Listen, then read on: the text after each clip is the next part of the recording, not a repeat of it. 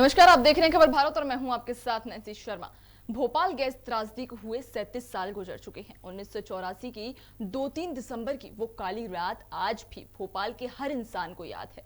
भोपाल वासियों के लिए उस रात में और आज की रात में कोई अंतर नहीं है। जिन्होंने उस काली रात को, उस मौत के मंजर को अपनी आंखों से देखा था, उनके जहन से आज भी खौफ मिट ना सका। और अब बड़ी बात तो ये है कि मध्य प्रदेश की राजधानी में घटी ये घटना पर जहां मध्य प्रदेश के किसी डायरेक्टर या प्रोड्यूसर का ध्यान आकर्षित नहीं हुआ, वहीं तेलुगु के एक डायरेक्टर आर वेणुगोपाल ने उस काली रात को याद किया, लोगों के दर्द को समझा, महसूस किया और फिर भोपाल गैस त्रासदी पर एक फिल्म थप्पेन चुकेलेरू बनाई।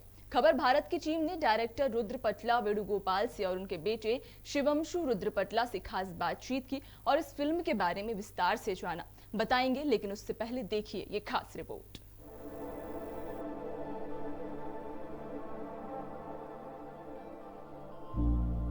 साल 1984 की 2-3 दिसंबर की वो दरमियानी रात शायद ही कोई भूल सका हो। राजधानी में घटी वो गैस त्रासदी की घटना से आज तक भोपाल उभर नहीं पाया है। इस हादसे पर मध्य प्रदेश के तो किसी डायरेक्टर का ध्यान केंद्रित ना हुआ, लेकिन तेलुगु डायरेक्टर आर वेणुगोपाल ने उन पीड़ितों के दर्द को समझा, महसूस किया और उनके जख्मों पर मरहम लगाने का काम किया है। राजधानी भोपाल की छाती पर 37 बरस पहले चस्पा हुई दुनिया की सबसे बड़ी त्रासदी को अब तेलुगु भाषा में फिल्मांकित किया जा रहा है। गैस कांड से जुड़ी कई बातें और इस विकट समय को अपने मकसद के लिए इस्तेमाल करने की कुछ लोगों की कुत्सित योजनाओं को दिखाने वाली तेलुगु फिल्म थप्पेन चुकेलेरू की शूटिंग इन दिनों भोपाल की विभिन्न लोकेशंस पर हुई। फिल्म के प्रोड्यूसर वेणुगोपाल शहर के वातावरण, भोपाल की खूबसूरती और यहाँ के लोगों के सहयोगात्मक रवैये पर इतने फिदा हुए कि वे अपनी अगली फिल्म के लिए झीलों की इस नगरी को ही लोकेशन बनाने का मन बना चुके हैं। आरवीजी मूवी के बैनर तले भोपाल के विभिन्न स्थानों पर फिल्माई गई तेलुगु फिल्म थप्पेन चुकेलेरू अब पूरी हो चुकी है। अगस्त माह के शुरुआती दिनों में रिलीज होने वाली इस फिल्म की कहानी भोपाल गैस त्रासदी के आसपास केंद्रित है। हादसे के विभिन्न पहलुओं में कुछ नए सीक्वेंस और हालात जोड़कर प्रोड्यूसर डायरेक्टर वेणुगोपाल ने कुछ नयापन देने की कोशिश की। हालांकि फिल्म तेलुगु भाषा में रिलीज की जाएगी। बता दें कि आरवीसी मूवीज के चेयरपर्सन आर वेणुगोपाल अब तक आधा दर्जन से ज्यादा फिल्मों का निर्माण कर चुके हैं। देश भर की विभिन्न लोकेशंस और अलग अलग राज्यों के कई शहरों को कैमरे की नजर से देख चुके वेणुगोपाल कहते हैं कि जो बात यहाँ है वो कहीं नहीं। वे इस शहर की खूबसूरती के कायल हो चुके हैं। यहाँ के व्यवहारिक और मददगार लोगों के लिए दीवानगी का जज्बा रखते हैं। खबर भारत के लिए नैन्सी शर्मा की रिपोर्ट। नमस्कार, बहुत बहुत स्वागत है आपका खबर भारत में। और आज इस खबर भारत की खास पेशकश में हम खास मुलाकात करने आए हैं हैदराबाद के और तेलुगु के जाने माने डायरेक्टर आर वेणुगोपाल से, जिन्होंने राजधानी भोपाल में एक फिल्म शूट की है। आपको बता दें कि गैस त्रासदी को गुजरे 37 साल हो चुके हैं। उस 37 सालों में आज भी भोपाल वासियों के लिए वो रात और आज की रात सामान्य है। लेकिन इतने साल गुजर जाने के बाद भी एक्टर आर वेणुगोपाल ने उस रात को वापस से याद किया और उस रात में क्या गुजरा, किन किन लोगों की जान गई, कैसे जान गई और आज भी क्या वो पीड़ित परिवार किस दर्द से गुजर रहे हैं, उस सबको वापस लेकर आए और एक फिल्म शूट की है जिसका नाम है थप्पेन चुकेलेरू। आज हम बात करेंगे उसी पर कि किस सोच के साथ उन्होंने इस फिल्म की शुरुआत की। हाय एवरीबॉडी, सब पैट्रन्स को नमस्कार बोलता हूँ। जैसे आपने बोला था कि भोपाल गैस ट्रेजेडी को क्यों दिखाना चाहते हैं। दुनिया में बहुत सारे ट्रेजेडीज हुए हैं आज तक। आप हिस्ट्री पूरी लिए तो वर्ल्ड वॉर भी है, वो भी है, क्या बोलते हैं, हिरोशिमा नागासाकी के ऊपर भी बम गिरे हैं, 9/11 का इंसिडेंट है। ये पूरा इंसिडेंट जो है एक आतंकवादी या मानव, a human being, human race which is developing, they are using their technology for the disastrous things. ऐसा ही नहीं है कि आज के डेट में आधुनिक तकनीक बना हुआ है, रोबोटिक साइंस आ गया है, रॉकेट साइंस आ गया है, आदमी चंद्रमा तक पहुंच गए हैं, सब कुछ है। वही साइंस को गलत इस्तेमाल करके दुनिया में हल्ला मचा रहे हैं टेररिस्ट लोग हो या कोई भी जीनियस हो. So every technology, every development has its own, it has both edges. Nuclear है, न्यूक्लियर वेपन भी बना सकते हैं और उसका ऊर्जा को किसी और भी तरीके से यूज़ कर सकते हैं. मेरा कहानी ऐसा है कि एक terrorist, he has used his intelligence, he has used his entire technology. Biochemist है, वर्ल्ड की जाने माने बायोकेमिस्ट. एक अगर ये सोचता है कि सब टेक्नोलॉजी ठीक है, सब डेवलपमेंट ठीक है, लेकिन आदमी ठीक नहीं है, ये नस्ल में कुछ कमी है, लोगों का सोच बदलना चाहिए, तो पूरा ये नस्ल ही पूरा ये ख़त्म कर दिया जाए. आदमी रहना नहीं रहना चाहिए, लेकिन बिल्डिंग वगैरह जो भी इंडस्ट्रियल इंफ्रास्ट्रक्चर सब कुछ ऐसा ही बने रखे, और आदमी का सोच बदलने के चक्कर में आदमी को ही अगर मिटा दिए जाए, ये नस्ल को मिटा दिया जाए, 1 लाख लोगों को मार दिया जाए, 2 लाख लोगों को मार दिया जाए, तो नया नस्ल नया पीढ़ी आएगी, उन लोग अच्छा सोचेंगे, उन लोग अच्छा करेंगे. ऐसा एक साइकोपाथ सोच है एक टेररिस्ट का.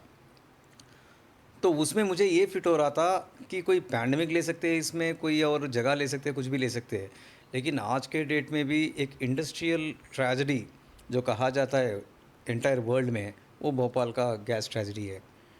अगर वो अपने पहचान के लिए या लोगों को चेतावनी देने के लिए अगर भोपाल को ही सिलेक्ट करता है और इतने साल के बाद फिर और एक बार वैसे इंसिडेंट को दोबारा दोहराना चाहता है, तो क्या होगा?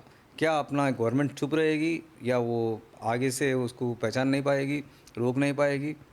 वो दिखाना चाहता हूँ. तो हमारा फ़िल्म में एक हैप्पी एंडिंग है कि वो ऐसा ट्रेजेडी कुछ भी नहीं होगा. एक कोशिश होगी वो ऐसा दोबारा उसको दोहराने के लिए कोशिश होगी एक टेररिस्ट का, और रॉ एजेंसी ने और मध्य प्रदेश पुलिस ने, भोपाल के पुलिस ने उसको कैसे रोका है, वो चीज़ दिखाना चाहता हूँ इन ए मोर बिट एंटरटेनमेंट वे. तो देखिए, मध्य प्रदेश में अभी तक इस फ़िल्म पर इस पूरे वाक़या पर किसी ने फ़िल्म नहीं बनाई है। हालाँकि डॉक्यूमेंट्री काफ़ी सारी बनी है। तो ऐसी कौन-सी बात है जिसने आपको प्रेरित किया कि इस बात पर या फिर इस त्रासदी पर फ़िल्म बनानी चाहिए? It is as simple as that. 2/11 पे मतलब 9/11 पे हो चुकी है, फिल्म बन चुकी है, और मुंबई की जो घटना हुई है उसके ऊपर भी बन चुकी है. ये पूरा हादसा एक मानव प्रेरित इंसिडेंट्स है, ये पूरे घटने पूरे. सो मैं ये चाहता हूँ कि ये अभी कोई टच नहीं किया है. Point number 1, it is fresh, and लोगों के दिलों में आज के डेट में भी पूरा दुनिया भर की लोगों के दिलों में ये ट्रेजेडी सब लोग जानते हैं. So I need not to specially create something. So Bhopal gas कांड सब लोग जानते हैं, तो उसी के ऊपर अगर किए जाए तो it will be more reachable to the people. And somehow I like Bhopal people who has face that. And today इतना हिम्मत से फिर अभी भोपाल इतना आगे बढ़ रहा है, मध्य प्रदेश इतना आगे बढ़ रहा है कि वो घायल भोपाल जो था वो आज के दिन में वो नहीं है. ओवरऑल इंडस्ट्रियल डेवलपमेंट हो या ओवरऑल रूरल डेवलपमेंट हो, जो भी हो, मध्य प्रदेश एक अच्छा स्टेट बन रही है अभी. Now recently it has been announced as a tiger state also. So in so many angles now they are developing. So I just want to set an example for the people.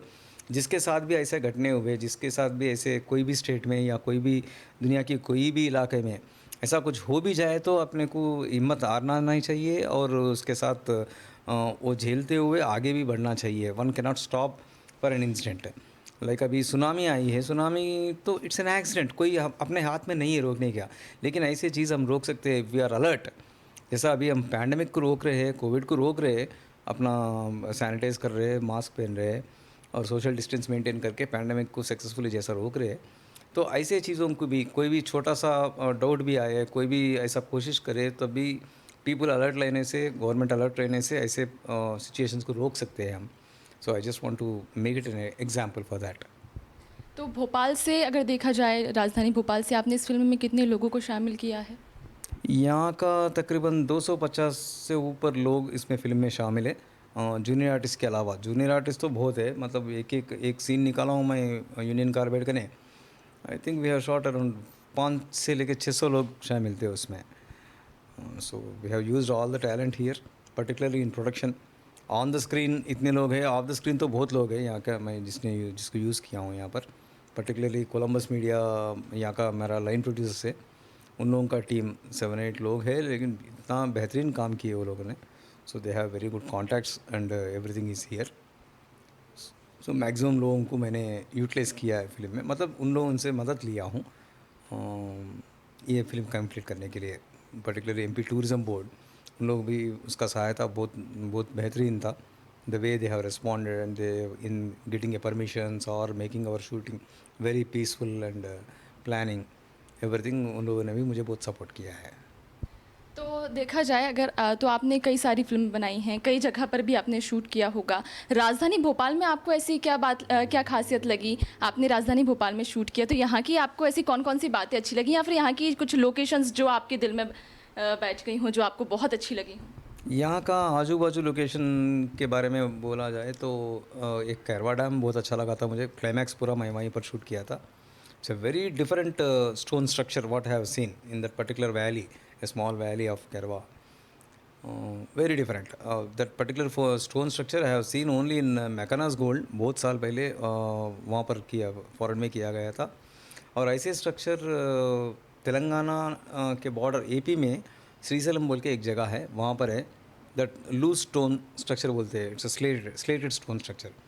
तो उसमें मैं shoot किया। और मानव संग्रहालय, that's a very great thing in Bhopal.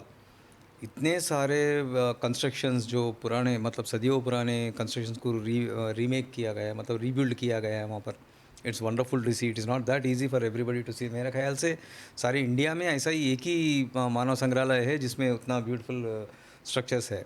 तो मैंने वहाँ पर भी शूट किया। बस यहाँ से तामिया गया था मैं, वो पाताल कुंड में शूट किया था। That's wonderful place, you know. मतलब आप लोग बहुत जानते हैं तामिया के बारे में मेरे से ज़्यादा। तो वहाँ पर पाताल कुंड वगैरह वो भी शूट किए थे। So I like some of this beautiful place. उससे ज़्यादा, सबसे ज़्यादा है कि मेरा नाम वेणुगोपाल है।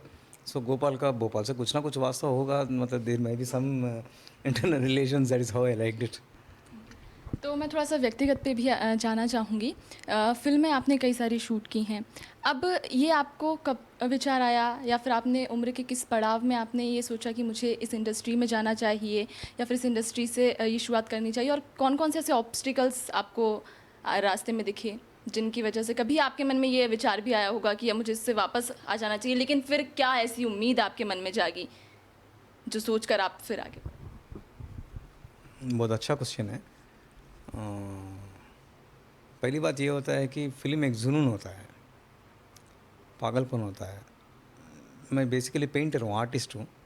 मैं पेंटिंग्स बनाता हूँ, स्टिल लाइफ पेंटिंग, स्टिल्स बनाता हूँ, स्टिल पेंटिंग बनाता हूँ। तो मुझे लगा कि ये क्यों ना मूव क्यों नहीं होते ये। मैं पेंटिंग में दो आदमी को शूट कर रहा हूँ, एक औरत को शूट कर रहा हूँ, तो वो वहीं पर रह जाती है। अगर इसको मूव किया जाए, मैं if my painting started moving, so that will become a movie. सो वो इससे मैंने शुरू किया था। तो जैसे आपने पूछा, ऑब्स्टेकल्स हो या जो भी हो, these are all inside once you are prepared mentally. दुनिया में ऐसा कोई ऑब्स्टेकल नहीं रहता है कि आपको जो काम करने से रोके, वो चाहे अच्छा हो बुरा हो जो भी हो। ऑब्स्टेकल वही होता है, ऑब्स्टेकल अपना माइंड में होता है। It is all in your mind. When you are completely prepared to do something, if you are prepared, if your consciousness is prepared, nothing can stop you. So जो भी obstacles आया था मेरे ही वजह से हुआ था। मेरा ही कमियां थी मेरे में, मतलब मुझ में कमियां थी। मैं वो कर नहीं पाया, ये सीख नहीं पाया, ये दिखा नहीं पाया। ऐसा मेरे में ही अपने आप में कमियां है। Obstacle will not come from outside, never. Once you are prepared and once you are confident that you can do this, there is no obstacle can stop you, and there is no word called obstacle in these areas, unless and until it is a health issue, or even health issue I consider as अपना own का problem है। हम पहले से उसको और नहीं कर रहे थे, पहले से उसको देखा नहीं था। तो अभी तक आपने कितनी मूवीज़ बनाई, और उनमें से कौन सी मूवी आपको ऐसी लगी जो आपको प्रेरित करती है कि नहीं, मुझे आगे और ऐसी मूवीज़ बनानी चाहिए, या फिर जनता के लिए कुछ अच्छा संदेश देने वाली ऐसी कौन सी मूवी आप? मैं कोई संदेश विंदेश बात में मान्यता नहीं रखता हूँ। I don't believe. Film is ultimately about entertainment. वो 2 घंटे 3 घंटे दुनिया की सारी प्रॉब्लम्स लोगों के सर के ऊपर है ऑलरेडी। और 2-3 घंटे मेरे फिल्म देखने जो भी आए, वो 2-3 घंटे अपने आप को भूल जाए। दे शुड चेरिश, मतलब वो एंजॉय करे मेरा फिल्म को।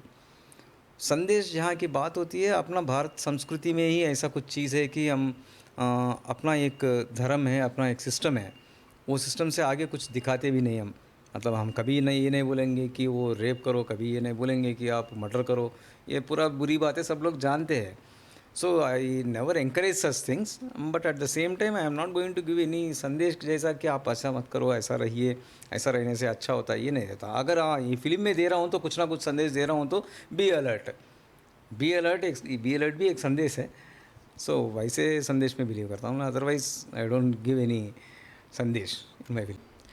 तो जिस तरह से आपने अभी ये जो फिल्म बनाई गैस त्रासदी पर, लोगों के जख्मों पर मरहम लगाने का आपने काम किया, तो मैं जानना चाहूँगी कि क्या अगली फिल्म भी आप इसी से रिलेटेड बनाने वाले हैं, या फिर अगली आने वाली फिल्म आपकी कौन सी होगी और कहाँ पर आप वो फिल्म बनाने वाले हैं? पहली बात ये है कि मध्य प्रदेश टूरिज़्म बोर्ड ने जब मुझे इनवाइट किया है यहाँ पर फिल्म बनाने के लिए, मतलब उन लोगों का सहकार देने के लिए, so they have a scheme like आप अगर 3 फिल्म यहाँ पर करते हैं तो we will be encouraging you and consecutive 3 films from the same banner and all. ये उन लोगों का ऑफ़र था। लेकिन मेरा भी ख़्याल ये था कि दुनिया की सभी जगह, मतलब हिंदुस्तान की सभी जगह मैक्सिमम लोकेशंस को लोग दिखा चुके हैं। Particularly when I am talking about Telugu industry का, साउथ का, उन लोग ये लोकेशंस को जानते नहीं ज़्यादा, क्योंकि कोई तेलुगु वाले आके मेरा ख्याल से इस विल बी द तप्पिंచుకోలేరు will be the first film which is made in Telugu at Bhopal, is the first film. So I want to have a beautiful new locations, ताकि हमारा तेलुगु लोगों के लिए भी ये नया नया लोकेशन दिखाया जाए, नया नया एटमॉस्फेयर, कल्चर उन लोगों को दिखाया जाए। So it will be new for them. So next film I am planning at this Tamia, and one more hill station is there. So it's a rural based एक beautiful love story है। So ऐसे locations में particularly सितंबर अक्टूबर seasons में बहुत beautiful रहते हैं ये भोपाल या मध्य प्रदेश में, maximum greenery. So I want to shoot it here so that I can give some freshness to my people and I can feel some freshness to make a shoot here. तो अभी हम इस खास मुलाकात में आगे बातचीत को बढ़ाने वाले हैं। हम बात करेंगे शिवा से, जिन्होंने इस फिल्म को प्रोड्यूस किया है। तो ये जानना चाहूँगी मैं कि यहाँ पर इन्होंने इस फिल्म को पूरा देखा, तो कौन लीड एक्टर थे और इस फिल्म को शूट करते वक्त उनके दिमाग में क्या क्या चीज़ें?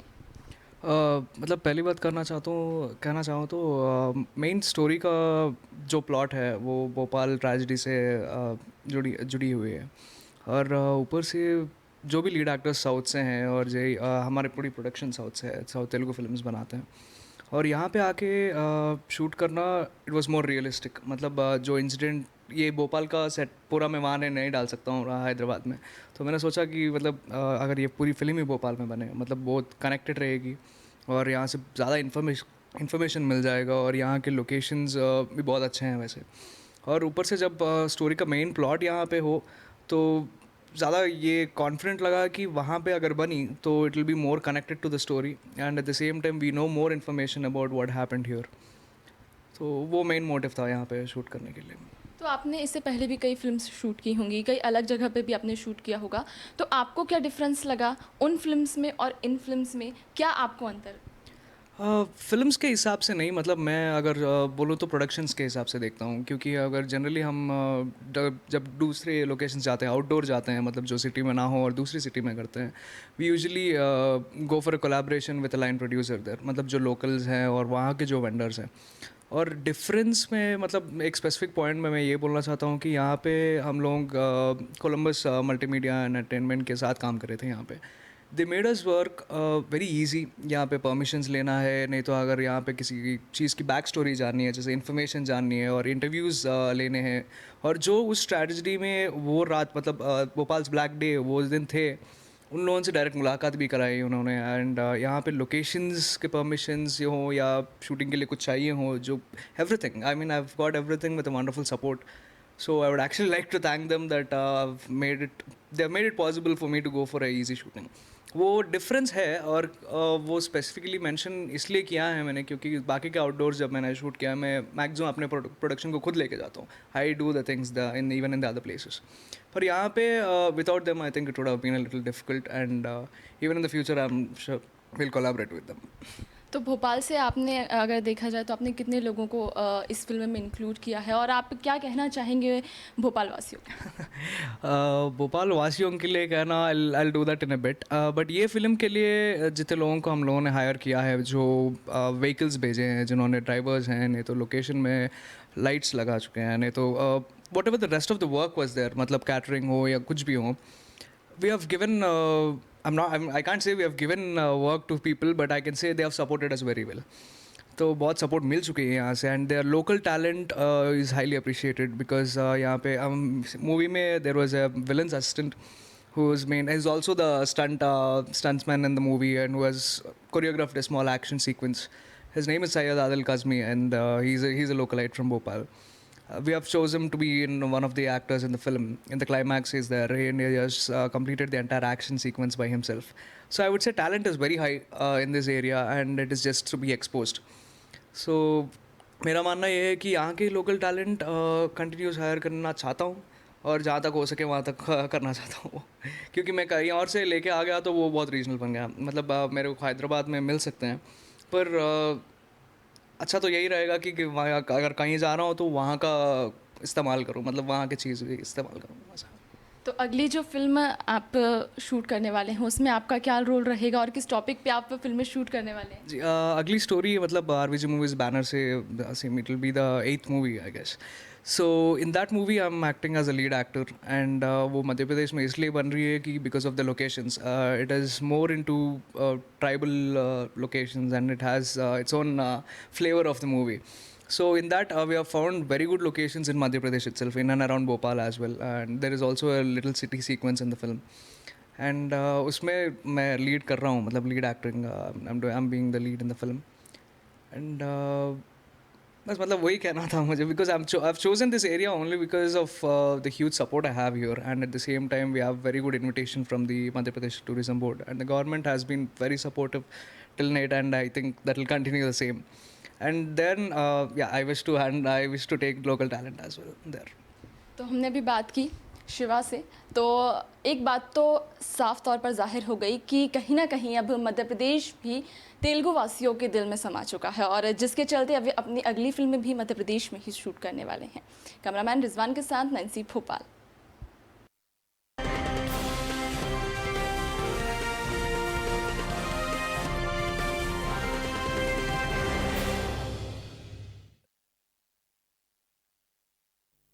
नमस्ते, मैं सोनम लांबा। मेरी आप सबसे